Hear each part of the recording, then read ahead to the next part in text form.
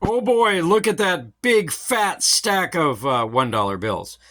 Came from this little sleeve of fancies. Now, I collect interesting serial numbers. And the nice thing about collecting currency is you're never completely broke because you can just spend them because they're always money. Now, if you look through these fancies, you're going to find that they're not really all that fancy. I mean, like that one's pretty cool. It's a poker bill. It's what I call a near miss. It would be so much cooler if that 25 was an 88. But it's still cool to me, even if it didn't quite hit it. But the reason I dug these out is because I need to find an F series bill because someone was asking about $2 bills and they had the idea about the block letter and the FRB letter mixed up. So I'm going to give a little quick lesson on that, although nothing with me is quick. This is going to be a long form video. So if you've come here from a short, here's what I'm going to tell you about what's on a bill, just so you get the basics about what each of the numbers and letters and so forth mean. I live in Arizona. It's part of the San Francisco district, so we mostly see bills that were ordered for the Federal Reserve District of San Francisco, which is also known as District 12, and it's designated with an L. That's why you see that seal with an L. And if you'll read right there, it says Federal Reserve San Francisco, California, right?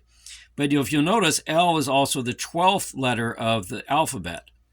So that's why it's most bills that I ever see are going to be an L. The next most common I see are K, which is Dallas, because we happen to be kind of near there. And currency tends to flow, to nearby districts.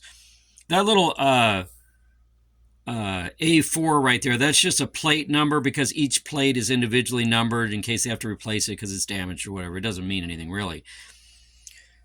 This is Tiny Tim Geithner was the Secretary of Treasury. The reason why this is a Series 2009, it's because that was the year that Timothy Geithner became the Secretary of Treasury. So this number only changes if this signature changes. Now, when he got hired, either this person, Rose Rios, I can't remember her name, she either already had the job, but I think she was hired, appointed is really the right way, as the you have the treasurer and the secretary of the treasury, and I can never keep those straight. But if the signature on this side changes, like if she quits or she gets replaced, this will no longer be a 2009 series. It'll be a 2009A. And if whoever her replacement is gets replaced, but Timothy Geithner is still the Secretary of Treasury at the time, then this would be 2009B, and so forth.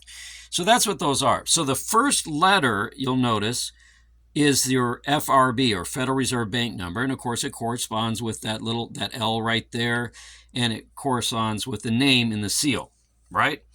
So the last letter is the block letter. So for it to get to U, and I forget, but there's a couple of letters that aren't used, like I think X is never used and O is not used because it's too confusing with the 0.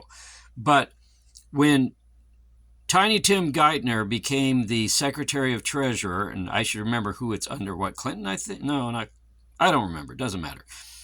So the first bills that were printed for San Francisco would have been L 000000001A, because that's the first block of bills until the odometer rolls over. Now, fun fact, you almost never will find serial number 1, and you also will never find serial number 9999999 all the way across. And I'm told that it has something to do with, they kind of have to do a test run, and they basically trash the first couple of sheets. So you can find low serial numbers, but sometimes the lowest low serial numbers in a block might be in double digits. So, but when we're at U, this has gone on quite a while, which means this bill I'm sure was not printed in 2009. It would have been several years later when he was still the Secretary of Treasury, but they needed more money. So that's what that is about. And I'm trying to think if there's anything else particularly significant, but that's the little thing on block letter versus FRB letters. Now, really interesting thing, currency collector friend of mine that I knew from where'sgeorge.com had a $2 bill, and he posted a picture of it. He sold it for, I can't seem to zoom to what I want to do here, but he sold it for $650, one $2 bill. And the reason it went so high, and he posted a picture of it, and we all looked at it, and there's things that make things collectible, like error notes. If these, I keep pointing at my screen, and you guys can't see that, of course, but if any of this green elements touches like the leaves and stuff, that becomes worth something. On $2 bills, it tends to not be worth anything. For some reason, $2 bills are printed sloppy. It has to be a pretty egregious error for that to be worth anything on a 2. So we were looking at things like that. We didn't spot the problem.